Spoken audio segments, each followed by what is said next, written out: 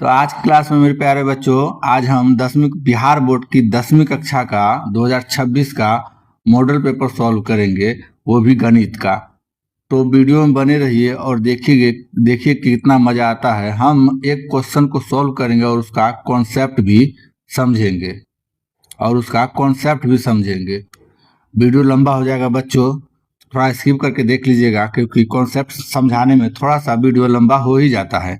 तो पहला क्वेश्चन है कि निम्नलिखित संख्या में कौन अपरिमेय संख्या है। तो अपरिमेय और परिमेय में दो ही फर्क होता है। परिमेय हमको लिखने दीजिए, परिमेय। परिमेय संख्या का ऐसा संख्या है जिसको हम रूट से बाहर निकाल लेते, जैसे 9 हो गया, 9 को हम रूट से बाहर निकाल लेंगे। रूट को क्या करेंगे, 3 गुने 3 लिख देंगे, पेयर बन गया तो 3 हो गया, यानी रूट 9 को हम 3 लिख सकते हैं वर्गमूल निकाल के। तो ऐसी संख्या जिसको हम रूट से बाहर नहीं निकाल पाएंगे, क्या करेंगे, रूट से बाहर नहीं निकाल पाएंगे, उसको हम अपरिमेय संख्या बोलते हैं। तो पहला ऑप्शन नंबर 1 है, इसको हम रूट से बाहर निकाल सकते हैं। रूट 21 गुने 21 लिख देंगे, यानी क्या आएगा हमारा 21। तो हम इसको रूट से बाहर निकाले तो क्या होगा, ये परिमेय संख्या, ये तो ऑप्शन होगा नहीं। वैसे ही हम इसको भी रूट से बाहर निकाल सकते हैं, जैसे ये 51 का स्क्वायर है, यानी इसको हम लिख सकते हैं वर्गमूल 51 गुने 51।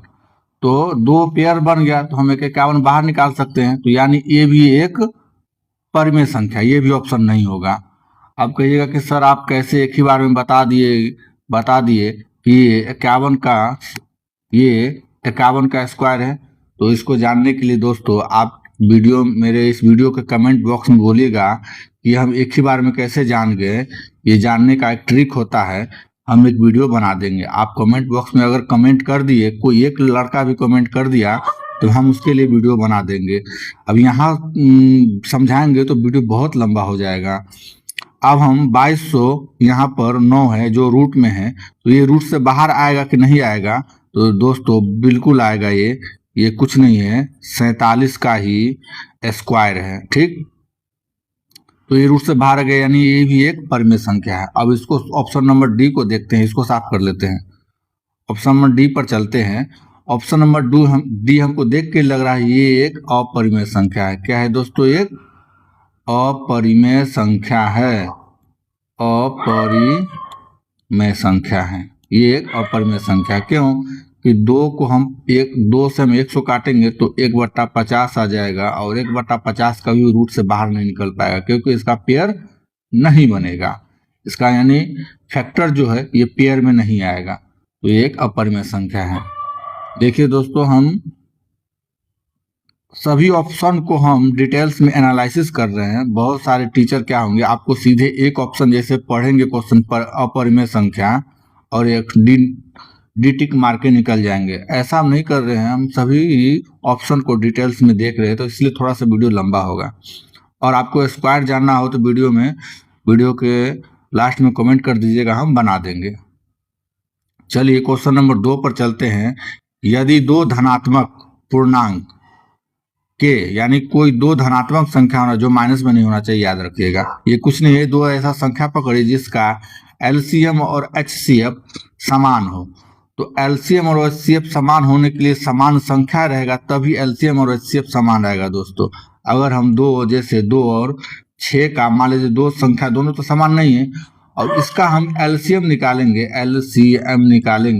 तो दोस्तों इसका एलसीएम क्या आ जाएगा, तो 6 आ जाएगा। और यहीं HCF का बात करेंगे तो HCF 2 आ जाएगा। दोनों तो LCM भी 6 आ गया और HCF 2 आ गया, दोनों तो समान नहीं हुआ। इसीलिए हमेशा समझाने के लिए बता रहे हैं कि कोई भी संख्या आप अगर 2 अलग अलग संख्या पकड़िएगा तो इसका कभी भी LCM HCF समान नहीं आएगा। संख्या आपको क्या पकड़ना पड़ेगा, समान संख्या। जैसे हम 5 और 5 को पकड़ रहे हैं, इसका HCF निकालेंगे तो 5 आएगा, और LCM निकालेंगे वो भी 5 आएगा। तो दोनों देखिए, LCM भी समान आ गया और HCF भी समान आ गया। कोई भी 2 संख्या समान पकड़ लीजिए, उसका LCM HCF समान आ जाएगा। तो यहाँ पर कुछ भी नहीं, क्या होगा, संख्याएं क्या होगी, बराबर होगी। जो भी पकड़ लीजिए आप, 100 भी पकड़ लीजिएगा तो यहाँ भी 100 का और संख्या पकड़ लीजिए, दोनों का एलसीएम एचसीएफ समान आ जाएगा। कोई भी संख्या जितना भी पकड़ लीजिए समान आ जाएगा।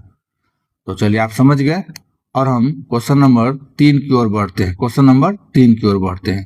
क्वेश्चन नंबर 3 आपने अगर पढ़ा हुआ तो ठीक है, नहीं तो इसका भी एक कॉन्सेप्ट है। आप वीडियो के कमेंट में कीजिएगा कि सर इसको समझा दीजिए डिटेल्स में, तो हम इसको समझा देंगे आपको दूसरा वीडियो बना के आपके लिए।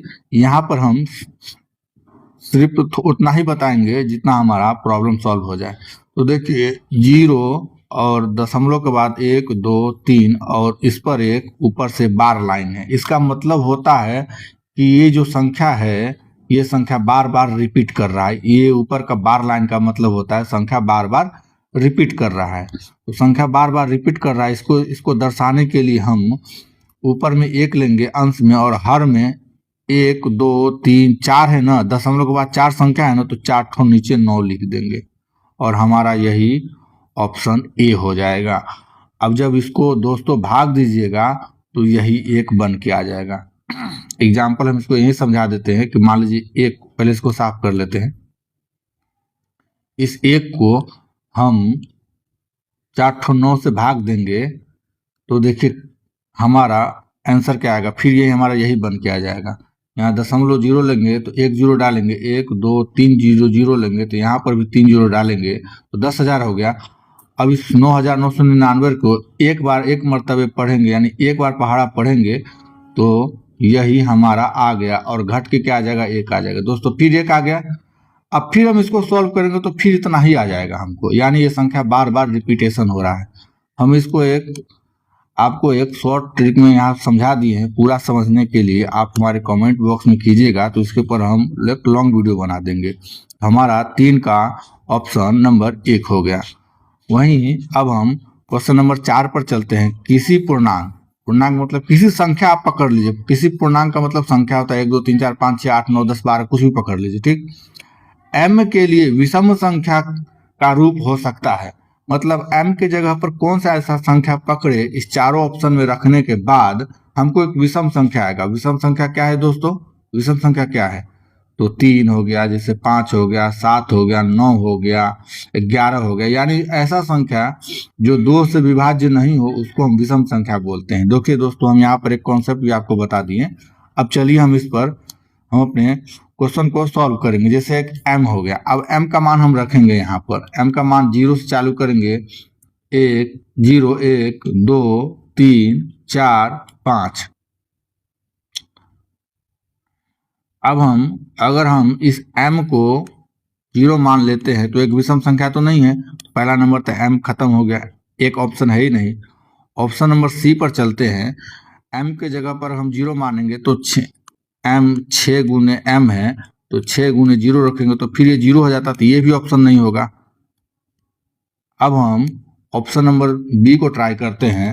अगर m +1 है, ऑप्शन नंबर बी, m के जगह पर 0 रखेंगे और +1 रखेंगे तो ये 1 हो जाएगा। ये भी एक विषम संख्या नहीं है, तो ये भी मेरा ऑप्शन नहीं दे रहा है।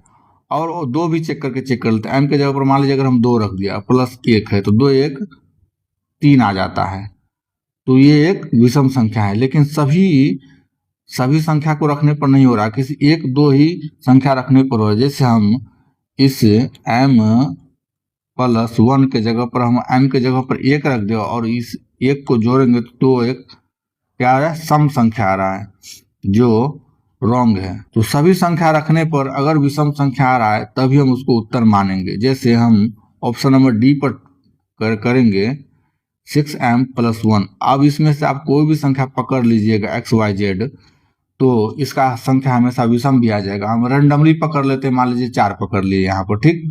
तो 6 गुने m है तो 6 को 4 से गुना करेंगे, क्योंकि m के जगह पर हम 4 रख रहे हैं, +1, 6 चौक 24 और उसमें 1 जोड़ेंगे तो 25 एक विषम संख्या आ रहा है। देख लीजिए दोस्तों, आप कोई भी संख्या पर रख लीजिए। यहाँ पर अगर हम 5 भी रख दे रहे हैं तो 6 5 30 और 1 31 एक विषम संख्या आ रहा है। तो हमारा आंसर क्या हो जाएगा, ऑप्शन नंबर डी हो जाएगा। ऑप्शन नंबर डी हो जाएगा। चलिए हम अब क्वेश्चन नंबर 5 की ओर चलते हैं। क्वेश्चन नंबर 5 बहुत ही मजेदार है। यहाँ पर दे दिया है प्यारे बच्चों, ए का मान दे दिया है। हम कलर चेंज करके आपको दर्शा रहे क्योंकि देखने में परेशानी, और बी का मान है। उसके बाद सॉरी, बी का मान यहाँ तक है, बी का मान है। और उसके बाद ये रहा सी का मान दे दिया। कह रहा है कि ए, बी और सी सभी का एलसीएम, यानी ए बी सी का जो एलसीएम दे दिया है कितना है, 3 का पावर 4 गुने 5 का पावर 2 गुने 7 का पावर 4। अगर एलसीएम इतना है तो यहीं पर कह रहा है पी का मान बताइए। तो यहाँ पी जो दे दिया, आप सवाल में खोजेंगे पी कहाँ है कहाँ है कहाँ है। ये देखिए दोस्तों, आपको पी मिल गया है, ये पी रहा। ये 7 का पावर पी दे दिया है, यानी हम यहाँ पर पी का वैल्यू क्या रखें, पी का वैल्यू क्या रखें, तो कुछ नहीं, यहाँ सवाल में ही दे रखा है दोस्तों। पी का वैल्यू यहाँ पर देखिए 7 का पावर 4 दे रखा है, तो हमारा आंसर हो जाएगा 7 का पावर, यानी पी का पावर जो हो जाएगा 4 हो जाएगा। अब इसको कॉन्सेप्ट से समझिएगा दोस्तों, तो थोड़ा सा समय देना पड़ेगा। हम यहीं पर आपको समझा देते हैं कि एलसीएम जो होता है, एल का मतलब होता है एलसीएम, एल का मतलब होता है लोएस्ट कॉमन फैक्टर। और यहाँ पर सबसे लोएस्ट कॉमन फैक्टर निकालने के लिए पावर हमेशा बड़ा लेना पड़ता है। तो यहाँ पर 7 का पावर 4 है और ऑप्शन नंबर सी में दिया है 7 का पावर 3, तो हमारा आंसर तो ये होगा नहीं, हमको हमेशा पावर बड़ा चुनना पड़ता है, इसलिए 7 का पावर 4 दे रखा है, हम यहाँ पर 7 का पावर 4 लेंगे। अब हम आगे की ओर बढ़ते हैं।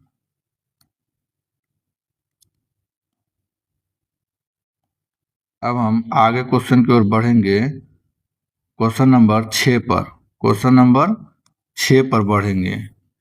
यहाँ कह रहा है परिमेकारी। ये हिंदी का शब्द बड़ी उलपटांग है, इसको समझने के लिए आपको थोड़ा सा हिंदी में पकड़ बनाना पड़ेगा। कह रहा है परिमेकारी।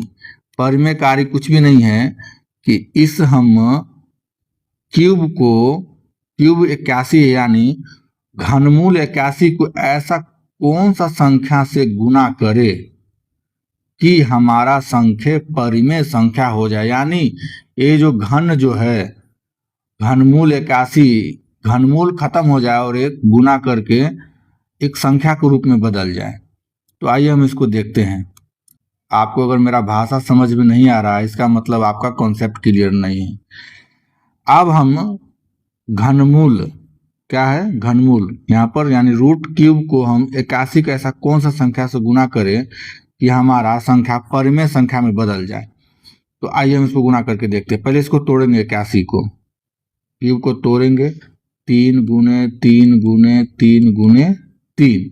अब यह क्या है, रूट यहाँ पर क्यूब है, यानी 3 संख्या का हमको पेयर करना है। तो 3 संख्या तो पेयर लग गया दोस्तों, यानी इसका तो ये 3 संख्या पेयर लग गया। अब बच गया क्या है 3, यानी हमको इसको पेयर करने के लिए 2 3 हमको और लाना पड़ेगा। क्या करना पड़ेगा दोस्तों, 2 3 और लाना पड़ेगा। तो 2 3 ला दिए। अब इसको क्या करेंगे, ये मेरा सिस्टम में कुछ फॉल्ट आ रहा है बच्चों, तो इसको टेंशन नहीं लीजिएगा। क्यूब रूट 3 गुने 3 कर दिए, इसको हम 9 भी लिख सकते हैं। यही हमारा ऑप्शन नंबर सी में है, यानी क्यूब रूट 9 से इसको गुना कर देंगे तो एक संख्या परिमेय संख्या में बदल जाएगा, यानी घनमूल से बाहर निकल जाएगा। अब हम क्वेश्चन नंबर 7 की ओर बढ़ते हैं। अब क्वेश्चन 7 नंबर सॉल्व करेंगे हम। यहाँ कह रहा है 3 संख्या दिया हुआ है। अब तीनों संख्या को अलग अलग कलर से दर्शा देते हैं। ये एक संख्या है, दूसरा ये संख्या है और तीसरा ये संख्या है। और इसका कह रहा है कि मौसा निकालने के लिए, यानी HCF निकालने के लिए, जहां x और y एक अभाज्य संख्या है, ये देना अनिवार्य है। इससे आपको प्रॉब्लम नहीं, इसको नहीं पढ़ना है, ये दिया रहता है। इसका कॉन्सेप्ट आप बाद में समझिएगा। आप इतना जान लीजिए कि इसका HCF निकालना है। क्या निकालना है, HCF निकालना है। तो HCF निकालना क्या होता है, हाईएस्ट कॉमन फैक्टर, मतलब ऐसा गुणनखंड निकाले जो सभी संख्या को भाग दे दे और वो हाईएस्ट भी हो। तो हम देख रहे हैं ऑप्शन नंबर ए में जो 18 है, ये 18 36 को भी भाग दे रहा है, 18 54 को भी भाग दे रहा है और 18 90 को भी भाग दे रहा है। तो 18 तो निकल गया। अब यहाँ एक्स और वाई में क्या लें, तो एक्स और वाई में एक्स और वाई का जितना पावर जो सबसे छोटा होगा वही लेना है। एचसीएफ का रूल बताता है। अगर आपको इतना भी नहीं पता है तो आप मेरे कमेंट में भी एक कमेंट और कर दीजिएगा कि इसका भी एक कॉन्सेप्ट आपके लिए हम ला देंगे। तो पावर सबसे कम क्या है यहाँ पर, x का पावर 5 है, ये लेंगे नहीं। x का पावर 4, ये भी नहीं लेंगे। और यहाँ पर x का पावर 4 है और x का पावर 6 है। सबसे पावर छोटा कौन है, x का पावर 4 है, x का पावर 4 हमने यहाँ लिख दिया। और y का पावर देखिए 2 है, 3 है और 4 है, तो y का पावर 2 सबसे छोटा है, तो यही हमारा आंसर हो जाएगा। अब हम क्वेश्चन नंबर 8 की ओर बढ़ते हैं। कह रहा है 1440 का वैल्यू यहाँ पर कुछ दे दिया है, ठीक। 2 का पावर p, 3 का पावर q और 5 का पावर r है। तो कह रहा है p q माइनस r क्या होगा, यानी हम कुछ नहीं 2, 3 और 5 का क्या क्या इस पर पावर रखे और सभी को गुना करके ये 1440 हो जाए। इसको सॉल्व करने का सबसे आसान तरीका कुछ नहीं कीजिए दोस्त, यहाँ पर 1440, सॉरी काफी बड़ा अंक लिख लिए हम, आपको समझाने के लिए छोटा लिखना पड़ेगा। आम रिएक्शन काम नहीं कर रहा से किया, यहाँ पर 1440 लिख दिए और इसको तोड़ना चालू करेंगे। कौन कौन संख्या बोला है, यहाँ पर कह रहा है 2 से, तो 2 से तोड़ना चालू कीजिए इसको। 7 और 0, सॉरी 7 दूनी 14 और 4 का आधा 2, 0, फिर उसको 2 से काटेंगे, जब तक 2 से कटेगा तब तक काटेंगे। 3 से भाग देंगे 6 और 12 हो जाएगा, 6 दूनी 12, 0, फिर इसको भाग करेंगे 2 से, फिर इसको भाग करेंगे 2 से और फिर इसको भाग करेंगे 2 से, लास्ट 205 आ गया। इसका मतलब अभी ये 2 से नहीं कटेगा। अब क्या कह रहा है, अब कह रहा है 3 से भाग देने के लिए। अब इसको 3 से भाग दीजिए तो 3 से कटेगा। अब क्या 3 से कटेगा, दो, हाँ कटेगा। अब ये क्या बच गया, 5, यानी अब कह रहा है लास्ट संख्या क्या है, 5 से भाग देने के लिए, तो 5 से भाग देंगे 1 बचेगा, यानी 2 कितना बार आया, 1, 2, 3, 4, 5, यानी 2 का जब पावर हम 5 रखेंगे, ठीक। अब कह रहा है 3 का पावर कितना रखने के लिए, तो 3 गिनेंगे हम, 1 और 2, 3 2 बार है, यानी 3 का पावर 2 रखेंगे। और 5 कितना बार आया दोस्तों, तो 5 1 बार आया है, 5 का पावर 1 रखेंगे। अब इसको हम साफ कर लेते हैं क्योंकि जगह कम है मेरे पास। अब कह रहा है P, यानी P plus Q minus R। अब P का वैल्यू कितना है, यानी P यहाँ 2 का पावर P, यानी 2 का पावर 5, 5 है यहाँ पर, तो 5 लिख दीजिए, प्लस Q कितना है, तो 2 है, और माइनस R 1 है। अब इसको सॉल्व करेंगे, 5 2 7, 7 में से 1 गया, 6 बच गया, यानी हमारा ऑप्शन नंबर ए हो जाएगा। देखिए हम कॉन्सेप्ट के साथ आपको क्लियर कर रहे हैं। आपको अच्छा लगा तो मेरी वीडियो को लाइक और चैनल सब्सक्राइब कर लीजिएगा, जिससे हमें आने वाला वीडियो आपको मिलता रहे। अब क्वेश्चन नंबर 9 को सॉल्व करेंगे। कह रहा है कि निम्नलिखित में से किसका 0.7 एक अशांत प्रणाली है, सॉरी अशांत है। शांत क्या होता है और अशांत क्या होता है आपने क्लास में पढ़ा होगा, नहीं पढ़ा होगा तो मैंने बता देता हूँ एक थोड़ा सा कॉन्सेप्ट। अशांत और शांत दोनों में क्या फर्क है। अगर हर में देखिए अंश बट्टा हर होता है, अगर इस हर में इस हर का फैक्टर तोड़ेंगे, इन सभी हर का फैक्टर तोड़ेंगे और 2 और 5 के अलावा अगर कोई संख्या आ रहा है तो उसको हम अशांत कहेंगे। अगर इस सभी का फैक्टर तोड़ने के बाद सिर्फ 2 और 5 आ रहा है तो वो संख्या शांत संख्या कहलाता है। सभी का फैक्टर तोड़ लीजिए और देखिए कि 2 और 5 के अलावा अगर किसी संख्या में कोई और संख्या आ रहा है, 2 और 5 के अलावा अगर आ रहा है तो वो संख्या क्या हो जाएगा, अशांत संख्या हो जाएगा। 40 को तोड़ेंगे यानी 400 को तोड़िए तो 400 का क्या होता है, 4 गुने 100। अब ये तो 2 2 में कन्वर्ट हो गया और इस 100 को तोड़ेंगे तो ये 2 और 5 में हमेशा ही कन्वर्ट रहेगा, तो यानी ये जो है एक शांत है, ये तो नहीं होगा। अब क्वेश्चन नंबर आगे चेक करते हैं। इस इसका चेक करते हैं। 25 गुने 10 लिखेंगे तो हमेशा और 2 और 5 के फैक्टर में हिट हो गया। जैसे देखिए 5 गुने 5 25 हो गया, इसको 2 गुने 5 लिख सकते हैं, यानी 5 और 2 के अलावा कुछ भी नहीं आया, मतलब ये भी एक शांत है। अब हम नेक्स्ट को देखेंगे, डी को भी चलो चेक कर लेते हैं। 625 है दोस्तों, कुछ नहीं है 625, यानी 25 का पावर 4 है, यानी हर हमेशा 5 ही आ रहा है, तो ये भी नहीं होगा क्योंकि हमको एक अशांत खोजना है। तो हमारा ऑप्शन नंबर सी होगा। इसको जब हम फैक्टर तोड़ेंगे तो 2 और 5 के अलावा भी आएगा। अब क्वेश्चन नंबर कितना पर चलेंगे दोस्तों? 10 पर चलेंगे। क्वेश्चन नंबर 10 पर चलेंगे। यदि n एक प्राकृतिक संख्या है, n कह रहा है एक प्राकृतिक संख्या, यानी कुछ नहीं है, n कोई संख्या मान लेना है और यहाँ पर उसका वैल्यू पुट कर देना है, तो कह रहा है सदैव विभाज्य है।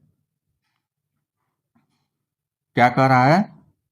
यदि n एक प्राकृतिक संख्या हो तो इस n का वैल्यू इसमें पुट करने पर सदैव विभाज्य होगा, यानी 13 से भाज्य होगा, 5 से विभाज्य होगा, या 5 और 13 दोनों से विभाज्य होगा। तो चलिए हम कोई संख्या पुट करके देख लेते हैं, यहीं पर सॉल्व करेंगे। चलिए 9 2n है, सॉरी छोड़िए, हम डायरेक्ट हम n का कोई वैल्यू रख लेते हैं। n का कोई वैल्यू रख लिए, मान लीजिए n का वैल्यू 1 ही रख लेते हैं। 1 रखने से आपको पता चल जाएगा, 1 रखने से 1 यहाँ पर रखेंगे, n का वैल्यू 1 रखेंगे तो 2 एकम 2, यानी 9 नमा 81 हो जाता है, और माइनस n का वैल्यू यहाँ पे 1 रखे और 1 को 2 से गुना किए तो 2 आएगा, यानी 4 का पावर 2 यानी 16 आ जाएगा, और 81 में से 16 घटेगा तो दोस्तों 65 आएगा। अब ये 65 जो है ये 5 से भी कटेगा और ये 13 से भी कटेगा। आप कोई भी संख्या रख लीजिए, यहाँ पर 1 के बदला 2 3 4 5 भी रखिएगा फिर भी रहेगा, यानी हमारा ऑप्शन नंबर सी आ जाएगा। तो दोस्तों आज हम इस क्लास को यहीं पर ख़त्म करते हैं, क्योंकि वीडियो ज़्यादा लंबा हो रहा है और ज़्यादा लंबा वीडियो बच्चा देखना नहीं चाहते हैं। अगर आपको इसी तरह का वीडियो चाहिए तो मेरे कमेंट बॉक्स में एक कमेंट कीजिएगा, आपके लिए हम कंटिन्यू 10वीं कक्षा का बिहार बोर्ड का वो भी मैथ का हम क्वेश्चन पेपर सॉल्व लाएंगे, आपके लिए सॉल्व करके और कॉन्सेप्ट के साथ लाएंगे। सभी पेपर एग्जाम में हमेशा मायने रखता है कि आपने प्रीवियस ईयर्स का कितना क्वेश्चन सॉल्व किया है, और जितना प्रीवियस ईयर क्वेश्चन सॉल्व कीजिएगा मेरे प्यारे बच्चों, जितना प्रीवियस ईयर्स क्वेश्चन सॉल्व कीजिएगा उतना ही आपका तैयारी मजबूत होगा और आप एग्जाम में एक अच्छा परफॉर्मेंस करके अच्छा नंबर ला सकते हैं। इसीलिए कभी भी प्रीवियस ईयर क्वेश्चन सॉल्व करना नहीं बंद कीजिएगा, क्योंकि इससे आपका तैयारी बहुत ही अच्छा होगा। तो आज का वीडियो यहीं पर बंद करते हैं। जय हिंद।